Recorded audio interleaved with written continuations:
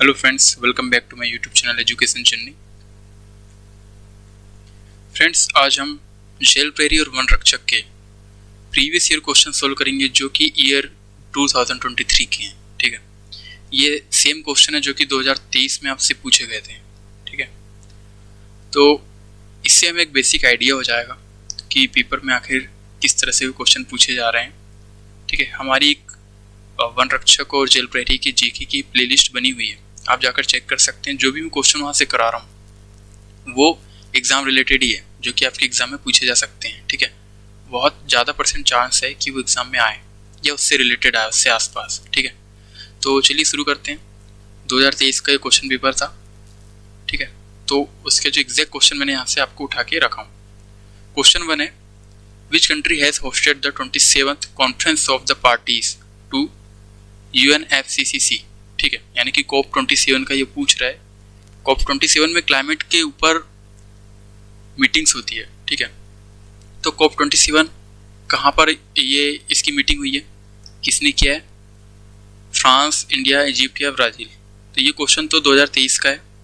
ठीक है, तो यहाँ पे उस समय इजिप्ट ने किया था और सेम यही क्वेश्चन बाद में एग्जाम में पूछा जा सकता है। तो मैंने इसके लिए आपको यहाँ पर ये स्लाइड बना के रखा हूँ। देखो, इजिप्ट में यहाँ पे हुआ। ठीक है, शर्म शेख वाली जगह पे हुआ। ठीक है, यूएई में कहाँ पे हुआ? ये दुबई में हुआ। ठीक है, 2023 में फॉसिल फ्यूल ट्रांजिशन के ऊपर यहाँ पर चर्चा हुई है। अजरबैजान में यहाँ पे कहाँ पे हुआ? बाकू में हुआ है। ठीक है, तो यहाँ पर इन्होंने क्या डिसाइड किया? क्लाइमेट फाइनेंशियल गोल पर, कि क्लाइमेट पर हम किस तरह से क्लाइमेट में जो भी चेंजेस हो रहे हैं किस तरह से कम कर सकते हैं। तो उसके लिए गरीब देशों की मदद करने के लिए कुछ वित्तीय लक्ष्य को उन्होंने यहाँ पे रखे थे। ठीक है, ब्राज़ील में बेलम में हुआ 2025 में। ठीक है, जिसको COP 30 हम बोलते हैं। ठीक है, COP 30 हम यहाँ पे बोलेंगे। और रही बात 2026 की, तो 2026 कहाँ पे होने वाला है? ठीक है, 2026 मतलब COP 31 कॉन्फ्रेंस ऑफ पार्टीज को बोलते हैं हम। ठीक है, तो ये हर साल होती है ये मीटिंग और क्लाइमेट के ऊपर होती है, क्लाइमेट चेंजेस के ऊपर। जिस तरह से हमारा क्लाइमेट चेंज हो रहा है तो उसको चेंज ना हो, उसको प्रिवेंट करने के लिए ये मीटिंग होती है। ठीक, चलिए आगे बढ़ते हैं। तो हाँ, 2026 में ये कहाँ पे होने वाली है? 2026 में ये होने वाली है तुर्की में। ठीक है, ठीक है, तुर्की में होने वाली है। तुर्की से मुझे एक चीज़ और याद आई है, रिसेंटली तुर्की ने अपना ऑफिशियल नेम चेंज कर दिया है। तो तुर्की ना होकर वो अब किस में होगी? तुर्की है। ठीक है, इसका ऑफिशियल नेम क्या हो गया? तुर्की हो गया है। कब से? 2022 से। 2022 में इसने अनाउंस किया था ये देश ने, और सब कंट्रीज ने इसको एक्सेप्ट भी किया है। ठीक है, उनका कहना था तुर्की का कि ये जो नेम है हमारी संस्कृति पर फिट बैठता है, इसलिए हम ये नाम रखेंगे। ठीक है, तो ये बात भी आपको याद रखनी, एग्जाम में ये क्वेश्चन पूछे जा सकते हैं। ठीक है, चलिए आगे बढ़ते हैं। Second question, in 1992 a new schedule 12 was added to the constitution by the constitutional amendment under which how many municipal subject were included? यहाँ पर 18 सब्जेक्ट जो है वो हमारे यहाँ पे इंक्लूड किए गए थे, 12वीं अनुसूची में जोड़ी गई थी। ठीक है, चलिए आगे बढ़ते हैं। Which is largest national park in India? Last video में भी ये मैंने क्वेश्चन आपको पढ़ाया हूँ। ठीक है, तो ये क्वेश्चन देखो प्रीवियस ईयर का ही है। गिर नेशनल पार्क। ठीक है, गिर नेशनल पार्क है, जिम कार्बेट है, इंद्रावती या फिर हेमिस है। तो सही आंसर हमारा क्या होगा? Hemis national park. Hemis national park की मैं बात करूँ तो ये कहाँ पे है? ये हमारा है लद्दाख में। ठीक है, ठीक है, गिर नेशनल पार्क गुजरात में है। जिम कार्बेट नेशनल पार्क कहाँ है हमारा? जिम कार्बेट हमारा उत्तराखंड में। आगे हम देखते हैं, यहाँ पर देखो नेशनल पार्क सबसे ज़्यादा ऐसे क्वेश्चन भी आ सकते हैं कि कौन से स्टेट में, तो ये हमारा मध्य प्रदेश में है। ठीक है, कुल यहाँ पर कितने? 12 नेशनल पार्क।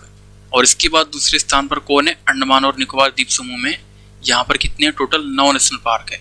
और एक और क्वेश्चन यहाँ से बन सकता है, आपको कोई भी शिफ्ट में पूछ लेगा कि सबसे छोटा नेशनल पार्क कौन सा है? National park. ठीक है, तो वो हमारा है कौन सा? साउथ बटन इसका नाम है। ठीक है, साउथ बटन इसका नाम है, वो भी कहाँ पे है? अंडमान एंड निकोबार में है। ठीक है, चलिए आगे बढ़ते हैं। अब यहाँ पे देखो, ये लिस्ट मैंने कंप्लीट यहाँ पे लगा रखा हूँ, आप चाहे तो स्क्रीनशॉट ले सकते हैं। ठीक है, टोटल नेशनल पार्क कितने? वो है हमारे 106। ठीक है, 106 नेशनल पार्क है। ठीक है, कंट्रीज को कवर कर रहे हैं 1.23%। और सबसे लार्जेस्ट कौन सा है? तो है हेमिस नेशनल पार्क जो कि कहाँ पे है, लद्दाख में है। ठीक है, अब यहाँ पे इसमें आपको इम्पोर्टेंट कौन कौन से हैं जो कि एग्जाम में पूछा जा सकता है। तो पहला तो देखो लद्दाख वाला, ठीक है। केबुल लमजो मणिपुर, ये पूछ सकता है, ठीक है। उसके बाद देखो दुधवा नेशनल पार्क यूपी, ठीक है। बिहार में वाल्मीकि नेशनल पार्क, ये भी क्वेश्चन रिपीटेडली पूछे जा रहे हैं, ठीक। उसके अलावा जिम कार्बेट का पूछ रहा है, ठीक है, उत्तराखंड, इसके आप पढ़ के जाइएगा, ठीक है। मध्य प्रदेश के आपको 12 नेशनल पार्क कौन कौन से हैं वो हमें यहाँ पर पता रहना चाहिए, कौन कौन से हैं, ठीक है। इसके अलावा राजीव गांधी या फिर औरंग नेशनल पार्क कहाँ पे है, तो ये असम में है, तो ये भी क्वेश्चन यहाँ पे पूछा जा सकता है, ठीक है। बन्नेरघट्टा नेशनल पार्क, ये कहाँ पे है, ठीक है, कर्नाटक में है, ठीक है। तो बन्नेरघट्टा भी यहाँ पे आप याद रख लीजिएगा, ठीक है। यहाँ लिखा हुआ है कि हाँ बन्नेरघट्टा, देखो कर्नाटक, ठीक है। तो ये भी आप याद करके चले जाइएगा। उसके अलावा इंद्रावती छत्तीसगढ़ में है, ठीक है, जो ऑप्शन में था अभी, ठीक।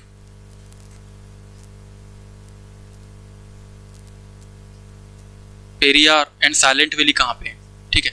साइलेंट वैली केरल में है, ठीक है। तो एक क्वेश्चन बहुत बार बार पूछा जाता है कि देखो साइलेंट वैली ऑफ फ्लावर, ये कहाँ पे है, valley of flower national park, ये भी हमारा कहाँ पे, उत्तराखंड में, ठीक है। कहाँ है, उत्तराखंड में, उत्तराखंड में, ठीक है। और एक पूछता है साइलेंट वैली, तो साइलेंट वैली हमारा केरल में है, ठीक है। तो do not confuse with this valley of flower और साइलेंट वैली, क्योंकि वैली वैली से आपको कई बार क्या होता है, कंफ्यूजन हो सकता है, ठीक है।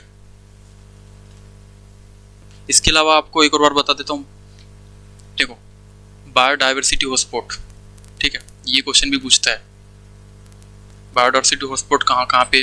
तो देखो सबसे पहले तो वेस्टर्न घाट पे, हमारा वेस्टर्न घाट पे बायोडाइवर्सिटी हॉटस्पॉट, ठीक है, 4 है इंडिया में, ठीक है। सेकंड कौन सा है, हिमालय, हिमालय में। थर्ड किस में है, इंडो बर्मा पे है, ठीक है, इंडो बर्मा बॉर्डर पे, ठीक है। फोर्थ कौन सा है, फोर्थ है हमारा सुडालैंड, ठीक है, सुंडालैंड जिसको हम बोलते हैं सुंडालैंड, ठीक है। इसी के अंतर्गत हमारा अंडमान निकोबार भी द्वीप समूह आता है, ठीक है। तो ये हमारे बायोडाइवर्सिटी हॉटस्पॉट है, इसको भी आप अच्छे से याद रख लीजिएगा, ठीक है। चलिए आगे बढ़ते हैं। केशवराव कृष्णराव दाते का जन्म मध्य प्रदेश के किस शहर में हुआ था। तो देखो उस समय क्या हुआ था, ये जो पेपर जो 2023 का है, ठीक है, उस समय में जो फेमस पर्सनैलिटी रहती है, फेमस पर्सनैलिटी की अगर डेथ हो जाती है तो वो क्वेश्चन भी यहाँ पे बन जाता है कि किसकी मृत्यु हाल ही में हुई है, ठीक है। तो ये एक्चुअल में क्या है, केशवराव कृष्णराव दत्ते, ये हमारे कार्डियोलॉजिस्ट है, बहुत ही फेमस, ठीक है, कार्डियोलॉजिस्ट है। तो ये कहाँ से बिलोंग करते हैं, ये हमारे बिलोंग करते हैं जबलपुर से, ठीक है। तो ऐसे क्वेश्चन भी आप ध्यान रखने का, सारी न्यूज़ पर आप एक बार आप देख लीजिएगा, ठीक है। Now question, dash was not one of the state which was merged to form Madhya Pradesh in 1956। तो 1956 में कौन सा यहाँ पर स्टेट है जो कि मध्य प्रदेश में विलय नहीं हुआ था, ठीक है, यहाँ पे नहीं बोल रहा है ना। तो कौन सा, मुंबई हुआ था क्या, नहीं। विंध्य प्रदेश, भोपाल, मध्य प्रदेश, मध्य भारत, तो ये तीनों कंबाइन होके मध्य प्रदेश बना था, जबकि मुंबई नहीं बना था, क्योंकि सबको पता है मुंबई कहाँ है, महाराष्ट्र में, ठीक है। ये बिल्कुल कॉमन सेंस वाली बात है, ये इजीली आपसे बन जाएगा, ठीक है, ये क्वेश्चन। चलिए आगे बढ़ते हैं।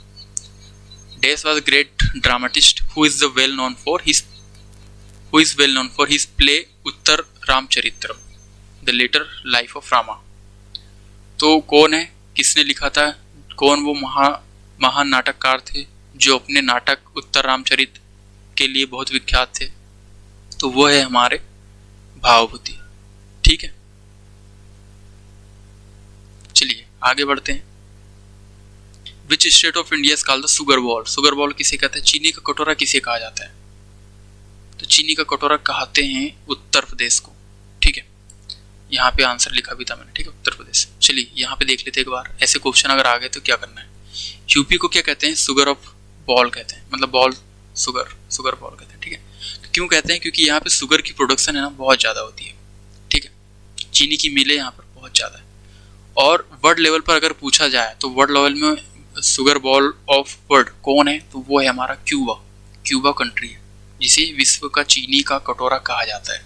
ठीक है, अब देख लेते हैं ऐसे क्वेश्चन भी आपको बहुत बहुत बार रिपीटेड क्वेश्चन रिपीटेडली अलग अलग एग्जाम में CHSL SSC MTS कहीं पे भी पूछा जा सकता है। टोबैको स्टेट किसको बोलते हैं, तो वो बोलते हैं आंध्र प्रदेश को। ठीक है, क्योंकि यहाँ पे तंबाकू का उत्पादन और निर्यात सबसे अधिक होता है। पोटैटो स्टेट किसको बोलते हैं, वो भी बोलते हैं हम यूपी को, क्योंकि यहाँ पे सर्वाधिक आलू का उत्पादन होता है। Spice garden of India Kerala को बोलते हैं, क्यों, क्योंकि यहाँ पर स्पाइसेस जो मसाले हैं वो ज़्यादा होते हैं। राइस बॉल ऑफ इंडिया किसे कहा जाता है, तो वो आंध्र प्रदेश को कहा जाता है। ठीक है, सेफ्रॉन स्टेट जम्मू कश्मीर में सेफ्रॉन यहाँ पर उगाया जाता है। ठीक है, एकमात्र ऐसा स्थान है भारत में जहाँ पर सेफ्रॉन की खेती होती है। ठीक है, केसर। ठीक है, करेवा फॉर्मेशन आपको ऐसे याद आना चाहिए। ठीक है, चलिए आगे बढ़ते हैं। सोया रीजन किसको बोलते हैं, तो मध्य प्रदेश को सोयाबीन रीजन बोलते हैं। ठीक है, क्योंकि यहाँ पे सोयाबीन उत्पादन जो है ज़्यादा होता है। एक बॉल ऑफ एशिया किसको बोलते हैं, आंध्र प्रदेश को बोलते हैं। तो ये ऐसे वन लाइनर क्वेश्चन भी यहाँ से आ सकते हैं। एप्पल स्टेट की बात करें तो हिमाचल प्रदेश में एप्पल बहुत ज़्यादा प्रोडक्शन होता है। टी गार्डन ऑफ इंडिया, तो सबसे ज़्यादा टी कहाँ पे होता है, असम में होता है। ठीक है, moving ahead. How many countries are the member of South Asian association of region corporation, मतलब सार्क। सार्क के कितने देश है भाई, सार्क में कितने सदस्य है। ठीक है, एशियान में कितने हैं, सार्क में कितने हैं, G20 में कितने हैं, तो ये सब हमें पता रहना चाहिए।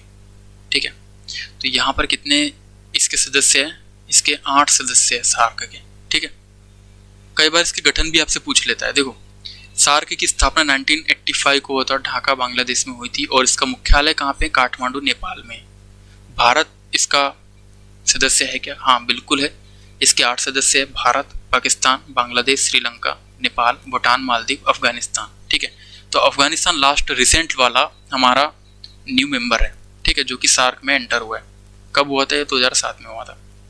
चलिए, अब यहाँ पर मैंने आपके लिए छोटा सा एक ग्लैंस रखा हो अलग अलग ग्रुप्स का। ठीक है, तो देखो सार्क जो है इसका फुल फॉर्म कई बार पूछ लेते हैं FCAT CAPF जैसे एग्जाम में। South Asian association for regional cooperation इसका फुल फॉर्म है। इसकी इस्टेब्लिशमेंट कब हुई थी, 8 दिसंबर 1985 में। ये इसके कुछ मेंबर्स है। ठीक है, अब ये ग्रुप क्यों बनाए जाते हैं, तो ये बनाए जाते हैं रीजनल कोऑपरेशन के लिए। ठीक है, किसी रीजन में मान लो ये एशियन एसोसिएशन है, मतलब साउथ एशियन, तो ये साउथ एशियन का एक ग्रुप है। ठीक है, बिम्स्टेक क्या है, Bay of Bengal initiative for multi sector technology and economic cooperation. तो ये जो बे ऑफ बंगाल के आसपास के जो देश है, ठीक है, मतलब इसमें भी 7 मेंबर है। देख लो आप, बे ऑफ बंगाल में जितने आसपास के हैं वो उसमें जुड़े हुए हैं। तो रीजनल कोऑपरेशन मतलब साथ मिलकर व्यापार करना है, इकोनॉमी को बढ़ाना है, ग्रो करना है। और जितने चैलेंजेस है, चाहे वो नेचुरल डिजास्टर हो या फिर क्राइम हो, ठीक है, नक्सलवादी हो, टेरर अटैक्स हो, तो उनको कम करना, तो सब मिलजुल कर ये सब इस ग्रुप में ये सब चर्चाएं करते हैं। ठीक है, रोजगार खोलना, इकोनॉमी को बेटर करना, आपस में कोई डील करना, ठीक है, ट्रेड करना, ये सब चीज़ें। ठीक है, ASEAN की मैं बात करूँ तो ये 8 अगस्त 1967 में इसका एस्टेब्लिशमेंट हुआ था और इसमें 10 मेंबर है। ऑब्जेक्टिव इसका promote economical growth, social progress, culture development, maintains regional peace, stability. तो सभी में ये सब कॉमन रहेगा अलग अलग ग्रुप में। ठीक है, मतलब कि हम किसी दूसरे के देश के इंटरनल मैटर में नहीं बोलेंगे। ठीक है, रीजनल पीस हम चाहते हैं, स्टेबिलिटी चाहते हैं, ट्रेड और इन्वेस्टमेंट को प्रमोट करते हैं, टूरिज्म को, एजुकेशन को और इन्वायरमेंट रिलेटेड ये सब प्रमोट करते रहते हैं। ठीक है, EU की बात करूँ मैं अगर यूरोपियन यूनियन की, तो ये इसका 1993 में इसका एस्टेब्लिशमेंट हुआ था। ये मैस्ट्रिक्ट ट्रीटी आपसे पूछ लेता कई बार एग्जाम में कि EU जो है वो कौन सी ट्रीटी से बना है, तो मैस्ट्रिक्ट ट्रीटी आपको बताना है। ठीक है, 27 यहाँ पे मेंबर्स है। ठीक है, यूरोपियन कंट्रीज इसमें इन्वॉल्व है। ठीक है, फिर वही ऑब्जेक्टिव सारे सेम है। ठीक है, यूनाइटेड नेशन की अगर मैं बात करूँ तो 1945 वर्ल्ड वार के बाद हमने इसको बनाया था यूनाइटेड नेशन। ठीक है, तो उस समय ग्रुप ऑफ नेशन जब बना था उस समय उसका ऑब्जेक्टिव कुछ और था, लेकिन जैसे ही इसका एस्टेब्लिशमेंट हुआ यूनाइटेड नेशंस का, तो उस समय इसका ऑब्जेक्टिव चेंज हो गया। इसका ऑब्जेक्टिव क्या था कि पूरे वर्ल्ड में हमको पीस और सिक्योरिटी चाहिए, कोई वर्ल्ड वार जैसी सिचुएशन कभी क्रिएट ना हो। तो उसी के लिए इसमें बहुत सारे कह सकते हैं हम 5 पार्ट होते हैं। ठीक है, जिसके अंतर्गत हमारा यूनाइटेड नेशन में आपने सुना होगा कि UN में कोर्ट चल रहा है, केस चल रहा है। ठीक है, कई जो डिस्प्यूटेड एरिया होते हैं अलग अलग कंट्रीज़ के, तो वो वहाँ पर वो सुलझाते हैं ताकि आपस में वार ना करे, और मीटिंग्स के जरिए, ठीक है, डायलॉग्स के जरिए वो वहाँ पर सारी हमारी प्रॉब्लम सोल्व हो जाए। तो इसके लिए यूनाइटेड नेशन का गठन किया गया था।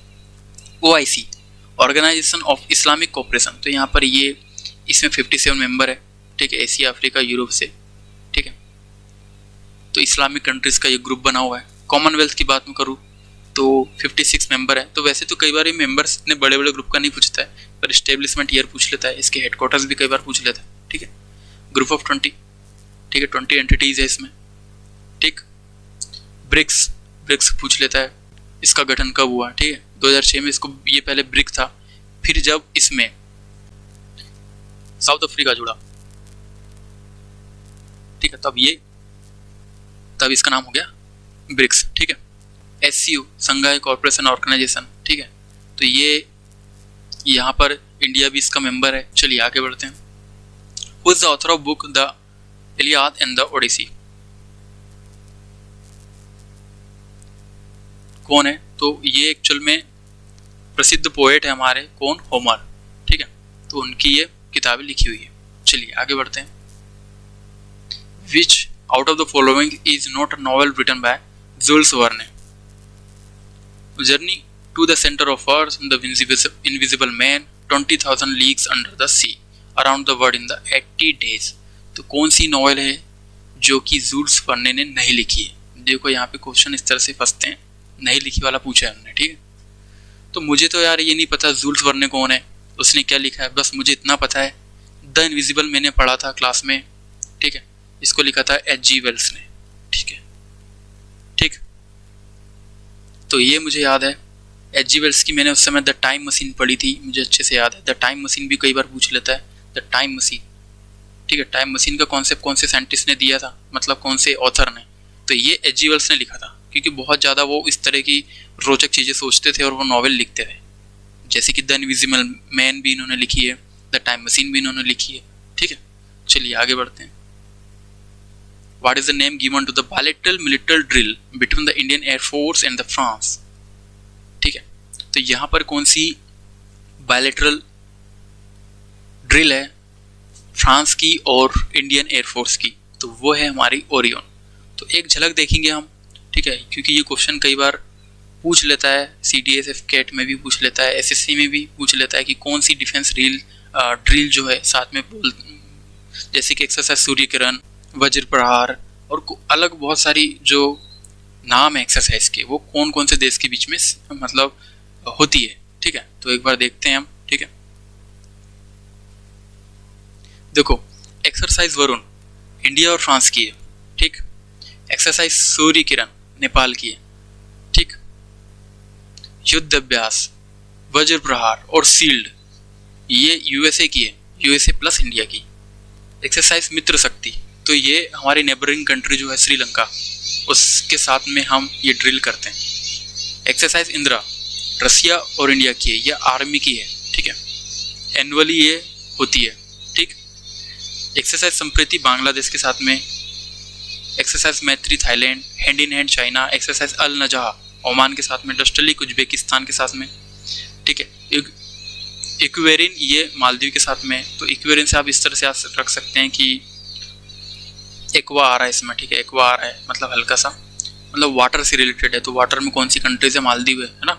ऑस्ट्रे हिंद तो आपको पता होगा, ऑस्ट मतलब ऑस्ट्रेलिया, हिंद मतलब हिंदुस्तान, काजिंड तो देखो काज मतलब होता है काजिकिस्तान और IND मतलब इंडिया, ठीक है। अग्नि वॉरियर UK, एक्स कोंकण तो ये भी हमारी आपको UK से याद रखना है, ठीक है। तो ये हो गई हमारी कुछ एक्सरसाइजेस इंडिया और कंट्रीज की, ठीक है। मल्टीलेटरल मिलिट्री एक्सरसाइजेस, ठीक है, मतलब कि इसमें 2 से ज़्यादा कंट्रीज इन्वॉल्व होते हैं, जैसे कि एक्सरसाइज मालाबार। तो देखो USA, जापान, ऑस्ट्रेलिया और साथ में इंडिया। इंडिया इसमें हर कहीं है, ठीक है।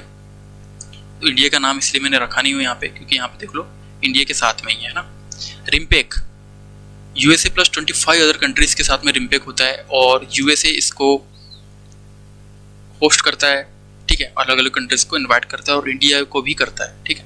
एक्सरसाइज मिलान ये मल्टीनेशनल एशिया पैसिफिक रीजन की है, नेवल एक्सरसाइज है ये। तो कई बार आपसे ये टाइप भी पूछ लेता है कि नेवल एक्सरसाइज है या एक्सरसाइज है, ठीक है। Kakadu exercise Australia, Indonesia, Thailand और अदर्स कंट्रीज इसमें इन्वॉल्व होती है। ट्रोपेक्स मल्टीनेशनल स्पेसिफिक रीजन है। Cobra Gold USA, Thailand, India, ठीक है। Pitch Black India, Australia and 17 other countries इसमें इन्वॉल्व होती है। Exercise Bright Star USA, Egypt and other countries. Saber Strike USA, Estonia, Latvia, Lithuania and other, ठीक है। Nomadic elephant Mongolia and other countries, ठीक है। Exercise जोडाप exercise जापाड रसिया, India और and other countries, ठीक है। Sea breeze USA, Black Sea and जो Black Sea countries है और साथ में इंडिया भी इसमें एनुअली यहाँ पर पार्टिसिपेट करते हैं, ठीक है। चलिए आगे बढ़ते हैं। Which tiger reserve sign MOU with National Highway Authority of India to enable FASTag system at forest entry point. तो फॉरेस्ट एंट्री पॉइंट पर फास्टैग लगने वाला है, तो कौन सा नेशनल पार्क है जिसने एनएचएआई के साथ में ये समझौता किया है? क्या वो पेंच टाइगर रिजर्व है, नागार्जुन सागर श्रीशैलम है, या फिर बांधवगढ़ है, या फिर कूनो नेशनल पार्क है? तो ये है हमारा नागार्जुन सागर श्रीशैलम टाइगर रिजर्व, ठीक है। और ये कहाँ है इसकी अगर मैं बात करूँ तो इसकी लोकेशन की, तो ये आंध्र प्रदेश में भी आता है और ये आता है तेलंगाना के रीजन में, ठीक है। तो दोनों के रीजन में आता है, ठीक।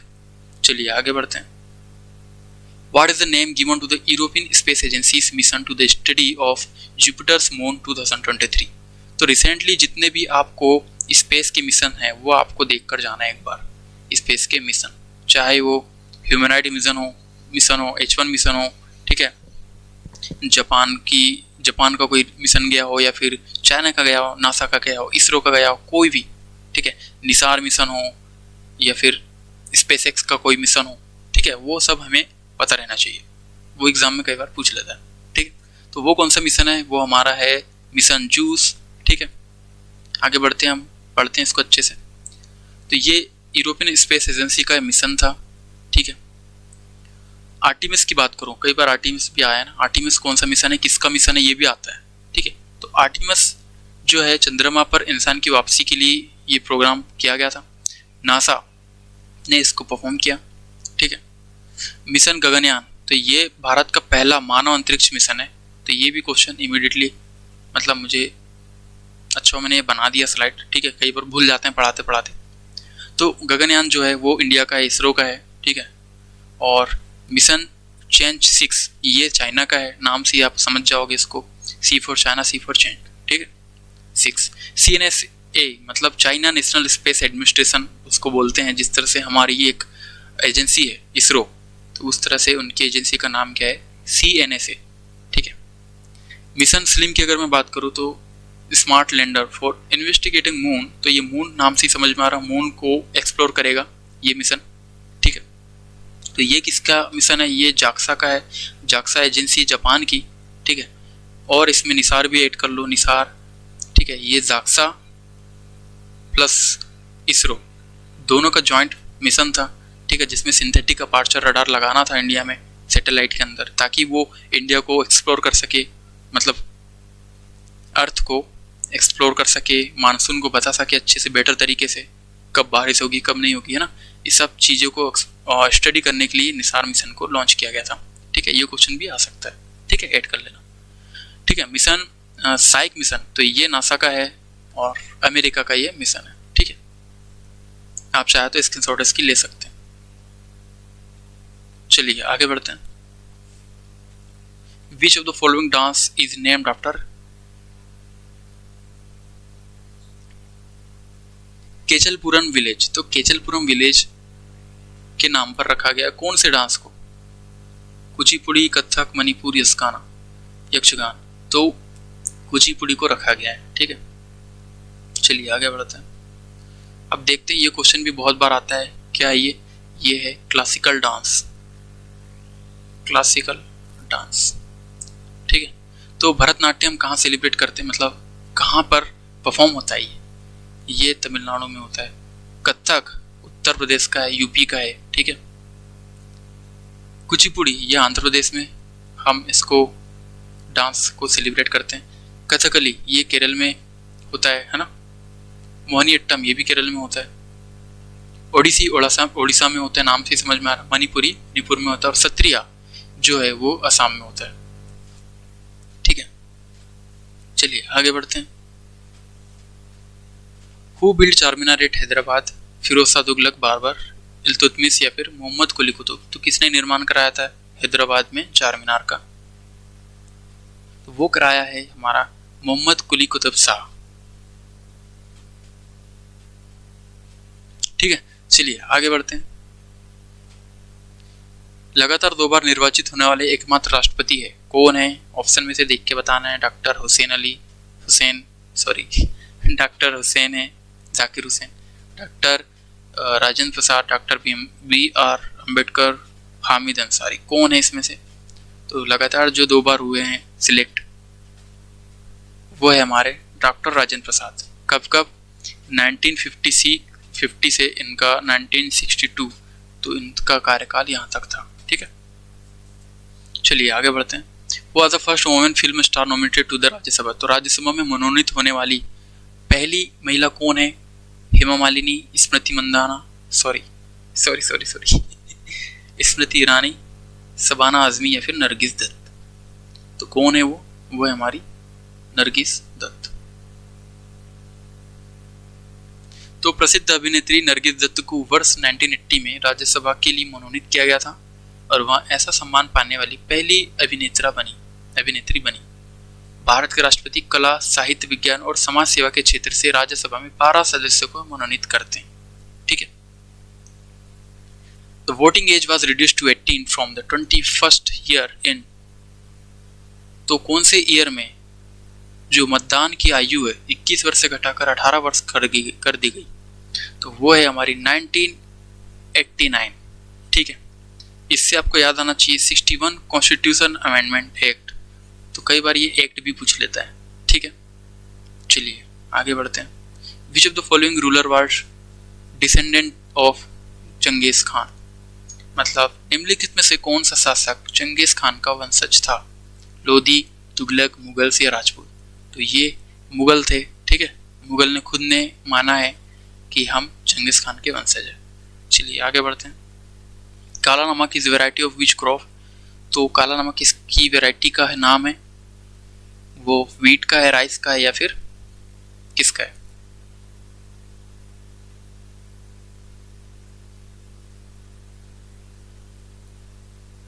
तो वो एक्चुअल में चावल यानी कि धान की वैरायटी का नाम है।